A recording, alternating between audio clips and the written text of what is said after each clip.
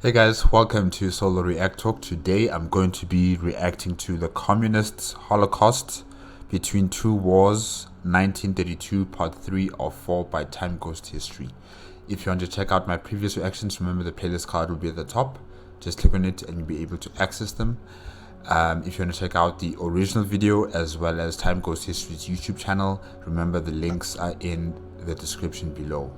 And I'm gonna work on compiling all my Time Ghost History reaction videos, under one playlist, so it'll be easier for people to find it. I'm not sure when am I going to start that process, but it will be soon. Yeah, that's all I can say for now. It will be soon. Okay, let's start. 3, 2, 1. Go. You've made your plans and executed them. Your big plans to industrialize your workers and collectivize your farms. But things go against you. Your internal policies work against you. Your external policies work against you. Nature works against you until your agricultural plans have resulted in famine. And what do you do then? You make it worse. You make it a famine of absolute nightmarish proportions. You are Joseph Stalin, and it is the Holodomor.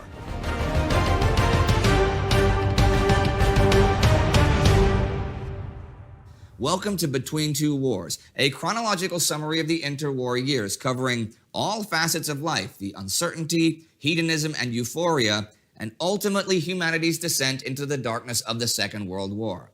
I'm Indy Nidell. It was as part of his first five-year plan that Stalin and his government collectivized the farms of the Soviet Union. We've already done an episode about that five-year plan. This is about the agricultural and some of the social effects. Now, we're going to talk about the Holodomor, and before we do that, we need to understand a few things about the historiography. Until just before the collapse of the Soviet Union in 1991, the events I will cover today were known only from anecdotal and eyewitness accounts. Starting already immediately in the 1930s, the Soviets went to extreme lengths to cover up what had actually happened. Even knowing where any of the mass graves of the countless victims were could get you killed, which is exactly what happened to the entire staff of the Lukyanivska Cemetery in Kiev, who were rounded up, tried on trumped-up charges of treason, and shot in 1938. Since the admittance... So they were covering up the deaths of so many people by shooting more people and killing them. Hey. By the Secretary General of the USSR, Mikhail Gorbachev, that this happened in the late 1980s, the opening of the Soviet archives, and the independence of Ukraine, these events have been researched extensively and in extreme detail. And yet, today, in 2019, it is sometimes publicly debated whether the Ukrainian famine of 1932 and 33 was an act of genocide by starvation or the collateral damage of a plan gone wrong. Among most historians, both in the East and the West, there the collateral damage of a plan gone wrong. A plan gone wrong that was perpetuated. If it was wrong, they would have corrected it, but they didn't. They kept it on. They kept on this so-called plan gone wrong. So this was intentional. I'm not going to be arguing and to be told that it was a plan gone wrong and this is the collateral damage. No. There is today little doubt, if any, that it was a deliberate act initiated by Joseph Stalin to use the already dire situation created by the five-year plan to get rid of what he perceived as a threat of renewed nationalist dissent in Ukraine. Much like Adolf Hitler will later do with the Holocaust, Stalin never issued a direct order to starve the Ukrainian farmers to death. Much like the Nazis, the communists used euphemisms and convoluted sanitized language in their communication about the famine. And still, the events speak for themselves. The immense disproportion between deaths in Ukraine and areas in Russia with mostly ethnic Ukrainians against the deaths in the rest of the USSR is staggering. Proportionally more than 10 times as many peasants died in the Ukrainian regions. the gradual increase of oppression and suppression of Ukrainian culture is exactly parallel to the increasing measures that lead to the famine. The repeated refusal to send relief to Ukraine, despite calls even by Soviet officials to do so, while relief is being sent to other regions. Finally, there is what some historians consider the smoking gun: the telegram sent by Stalin to the Ukrainian Communist Party January 1st, 1933, demanding that they enforce with prejudice and with full force the August 7th, 1932 edict that made even hiding grain for your own consumption a capital crime. Now, you can ask questions, you can present sources, and you can discuss this in the comments if you like. But remember, the blanket denial of these events will not be tolerated under our videos. If you have any doubt in your mind about this, we recommend that you read Anne Applebaum's award-winning book, Red Famine: Stalin's War on Ukraine. It is a detailed, unbiased, but terrifying blow-by-blow account of what we historians now know happened. I don't understand why.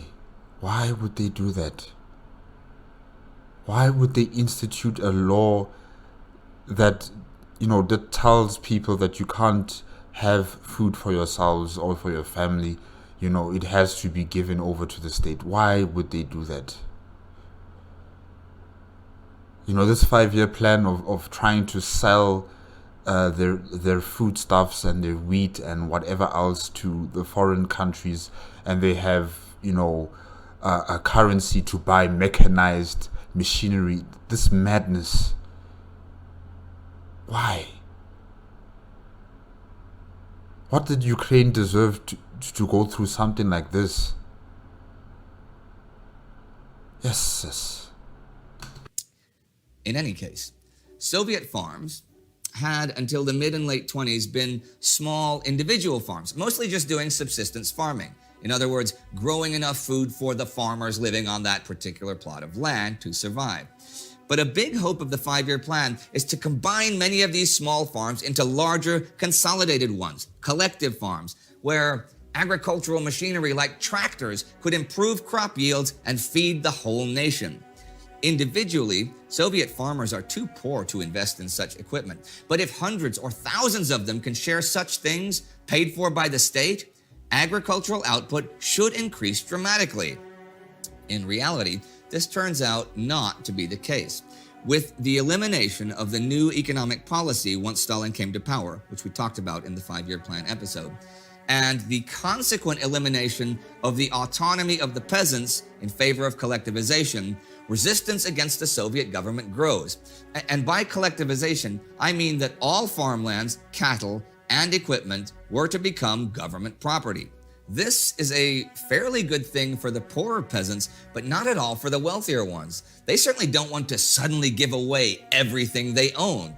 In protest, many of them slaughter their livestock and burn their fields. Livestock populations sink to half what they had been in the 20s by 1933, which, other than the food industry, affects other industries like leather and wool, causing shortages. There are riots and acts of sabotage. So, collectivization can only be just one part of Stalin's twofold plan here. The more ideological part of the agricultural transformation of the Soviet Union then must be the policy of liquidating the kulaks as a class. The kulaks were those peasants who were, or were seen as, more affluent than others and thereby constituted a social class of their own, those wealthier peasants. However, the definition of kulak was often loosely defined and eventually became used as a flexible excuse for crackdown by Soviet authorities. At times, the definition could even mean simply having more cattle than a neighbor, but it was soon often applied to peasants who were unwilling to hand over their grain to the government, which became the only authorized purchaser of agricultural goods. Beginning in 1929, kulaks are further defined and given particular characteristics. The Ukrainian Council of People's Commissars, for example, issues a decree with a list of symptoms that may apply to kulak farms. Among these are the capability of hiring labor, having an industrial component like a tannery or a mill, or having owners who had an unearned income, perhaps through trade or money lending. The liquidation of the kulaks is a policy set by Moscow but implemented by local officials. And just like the 5-year plan as a whole, the kulak question is often settled by the establishment of quotas. The figures are set by the secret police, the Joint State Political Directorate, OGPU. So the growing demands made by Moscow result in anti-kulak rhetoric ratcheting up over time. For example, in January 1930, an OGPU agent uses the term kulak white guard bandits, branding them as enemies of the people, not simply as class enemies as originally conceived. Being labeled a kulak is soon a social death sentence, resulting in the loss of property and legal rights. Homes and clothing belonging to kulaks are confiscated and even spontaneously auctioned off, while their lands are incorporated into large collective farms.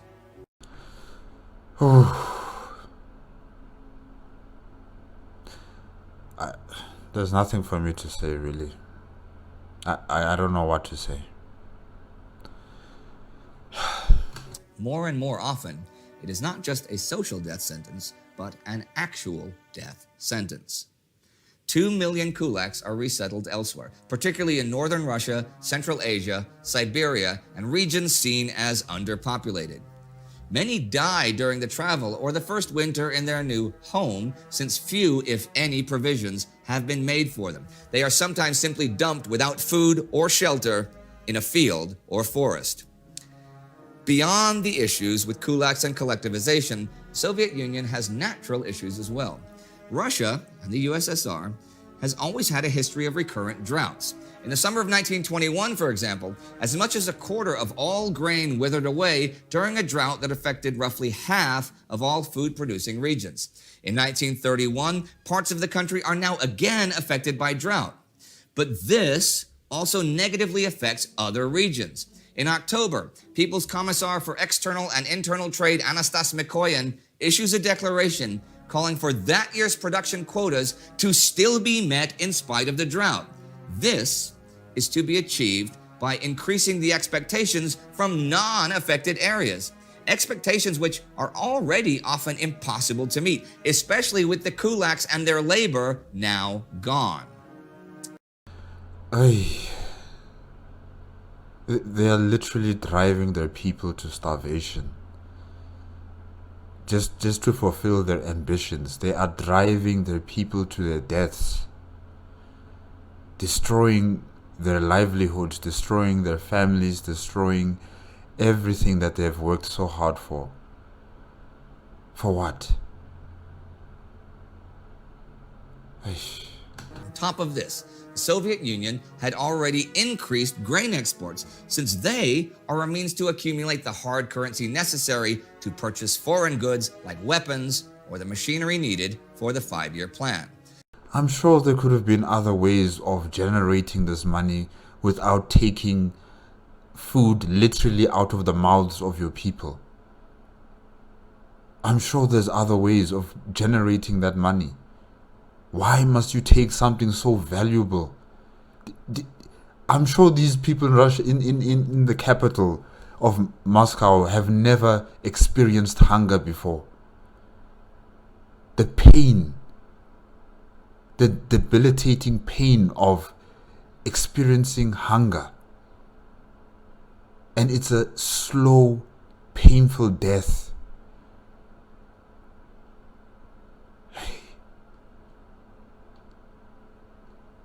Just from 1929 to 31, German imports of Soviet grain tripled. Britain imported 26,799 tons of Soviet wheat in 1924. By 1927, it was 5 times that, 138,486 tons.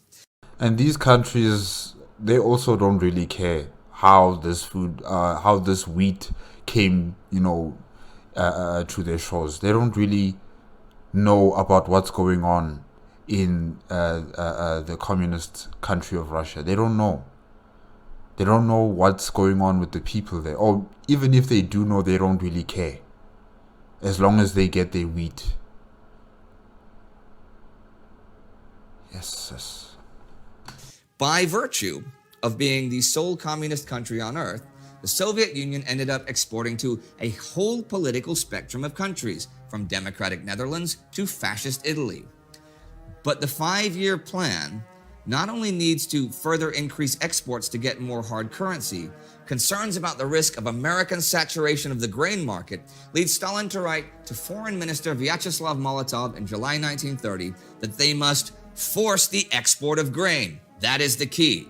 While some economists advise that Stalin wait for prices to rise before exporting more, their advice is rejected on the basis that the need for hard currency is urgent and that without any currency reserves, there is no time to wait. Grain exports go from 170,000 tons in 1929 to 4.8 million in 1930 to 5.2 million in 1931. That is a 30-fold increase in 2 years. There is some awareness within the Soviet leadership about the need to limit exports. Molotov recommends offering relief to Ukraine, and Lazar Kaganovich, with Molotov in charge of implementing collectivization, acknowledges that Ukraine will suffer from shortages in 1932, though he does not propose how to fix that. Some food relief is sent to urban Ukrainian areas like Kiev and Odessa.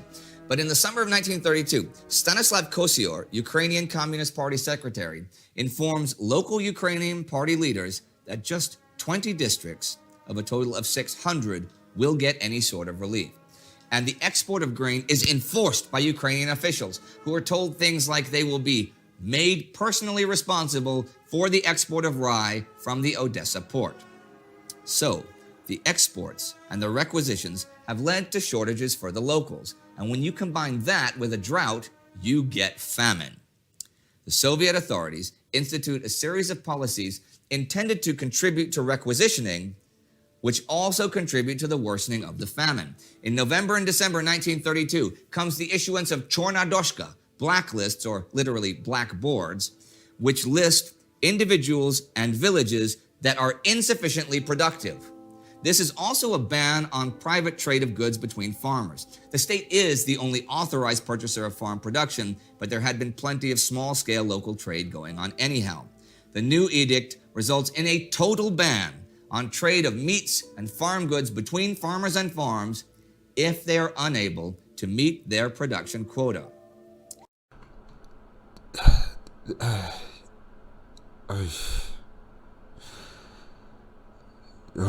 Human cruelty has no bounds, really. Human cruelty has no bounds. Just when you thought it couldn't get any worse, it just keeps on building and building and building. This is extended to flour and even to seeds. And this policy is strictly enforced by local police, effectively dooming Ukrainian farmers living on underproducing farms, which is most of them because of the wildly unrealistic quotas and the lack of manpower. And the famine becomes the horror of the Holodomor, which means death or murder by starvation, from the Ukrainian words holod, for starvation or famine, and moriti, to cause death.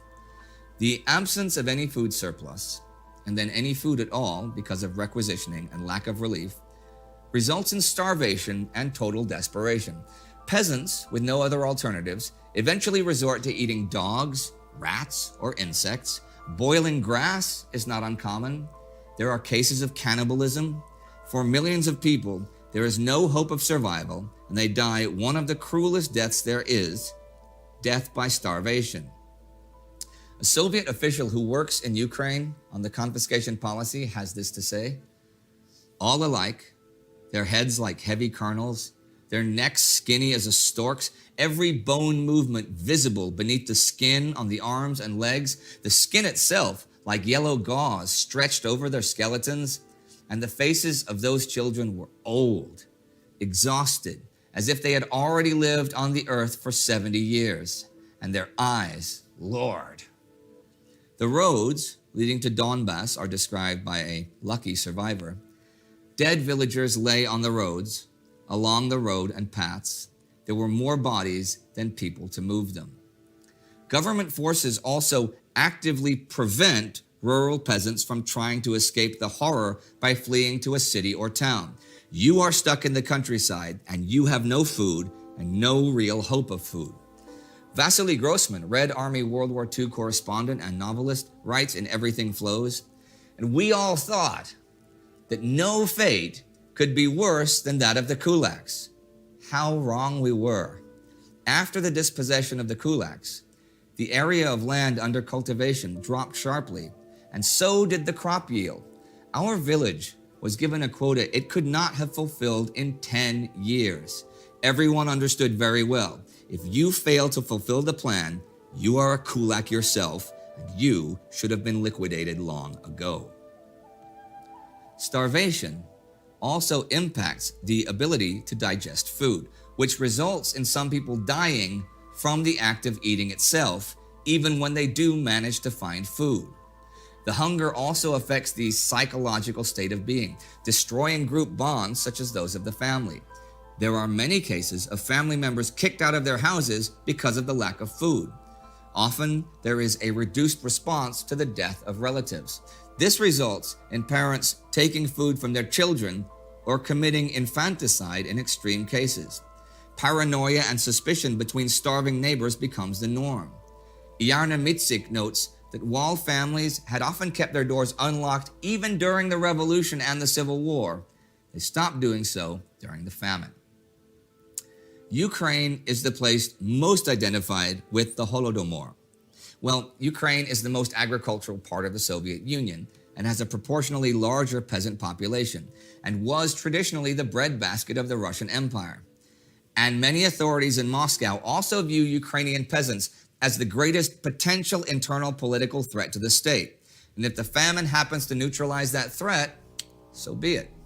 But Ukraine is not the only area to experience famine and suffering.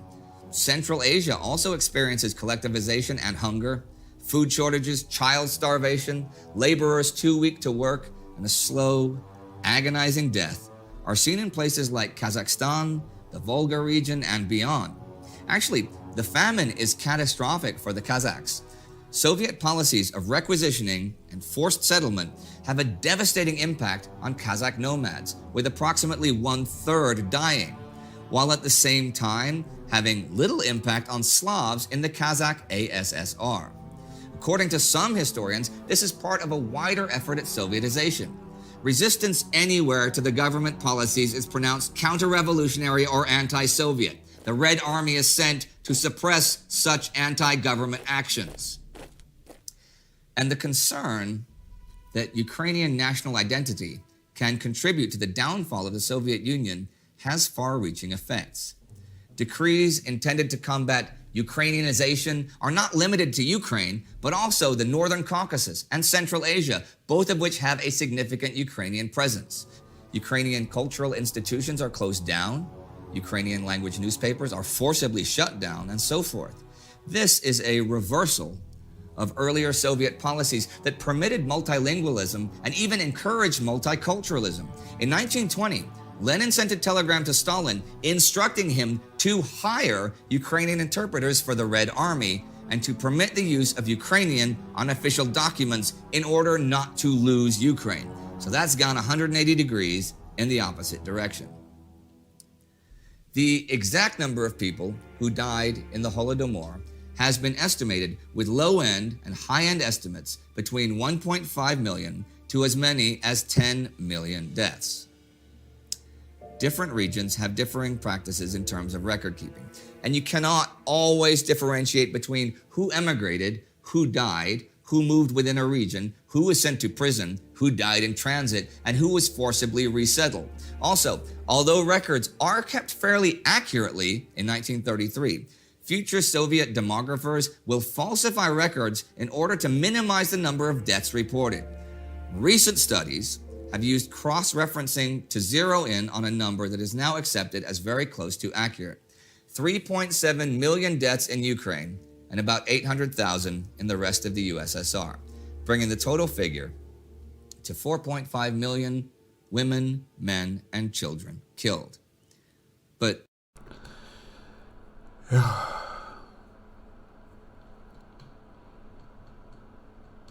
I'm just thinking about what's going on currently in our present day with Russia and Ukraine, with their war, and Ukraine also trying to make sure that they're able to send their grain from the port of Odessa to the rest of the world. All of these things that are occurring right now in our present day, I don't know, like it's an echo from the past. It's an echo from what happened here. I don't know why the people of Ukraine have to be going through something like this now in our present time with Russia. I don't understand why.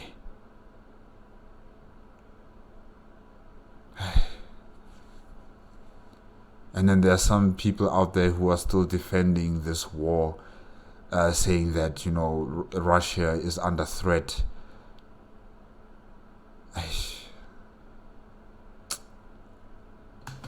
You just have to look at the famine's effect on life expectancy to get a feeling. Before 1932, urban Ukrainian men had an average life expectancy of 40 to 46 years. For rural men, it was 42 to 44 years. For those born in the year 1932, this is just 30 years. And for those born in 1933, the average life expectancy is 5 years, regardless if one is from the city or the countryside. 5 years. By May 1933, the Kremlin authorizes food relief to Ukraine. There is also a shift away from a requisition quota towards a tax on the total harvest, though this will be applied unevenly. There is also a decrease in the number of arrests, partially because of the difficulty of imprisoning the hundreds of thousands already in detention, but also as a general policy change in order to have sufficient manpower for future harvests. In October 1933, Kosyar requests a reduction in Ukraine's grain target for the following year. This is approved, and the famine, the Holodomor, will end. Collectivization, the famine, even the 5-year plan. You can look at these and say that this was a war by Joseph Stalin's government against the people of the Soviet Union. He had defeated his political enemies in the late 1920s, but he still had, in theory, internal ones. The kulaks, the wealthier farmers unwilling to bow to collectivization, they are now gone. The ethnic minorities like the Kazakhs and Ukrainians that may threaten his state, they are annihilated and neutralized by the famine. And Stalin now has hard currency from exports to equip his army, the army that brutally suppresses any local dissent or uprising. But as the decade unfolds, Stalin will realize that the only possible remaining internal threat left to his power is that army. And yet he will need that army if he is to expand his power and influence to the former territories of the Tsarist Empire, to East Asia and beyond. And that dichotomy will guide his actions and his thoughts as his regime becomes ever more paranoid, ever more ruthless, and ever closer to violent conflict with the outside world. If you would like to learn more about why Stalin was so worried about Ukraine, check out our episode about the Polish-Soviet War and the attempts of the Ukraine to stay independent right here. Our patron of the week is Deborah Kirshner. Thanks to Deborah and the Time Ghost Army, we can make more videos just like this. Do not forget to subscribe, and see you next time.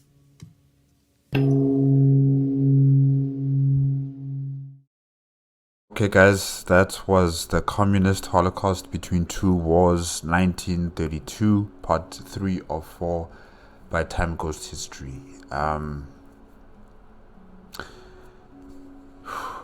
don't really know how to comprehend all of this. I don't know how to. You know what makes this even more disgusting for me is the fact that the people who were living in these major cities in Russia or anywhere else across the world, that imported grain from the USSR.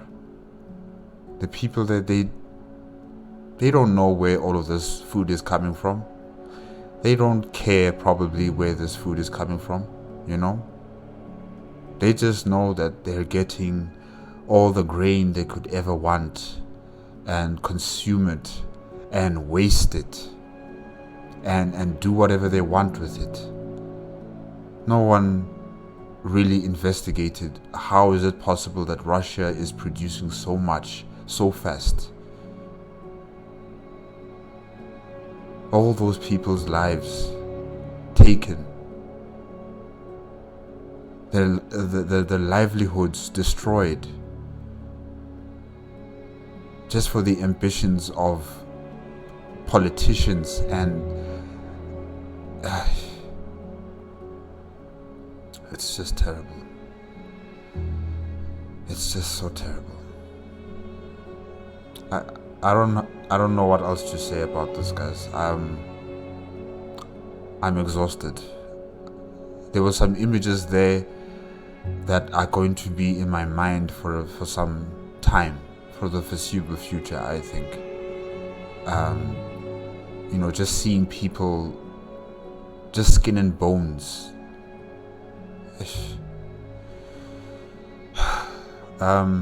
If you like the video, remember that the original video as well as Time Ghost History's YouTube channel, the links are in the description below. And yeah, I'll see you guys next week.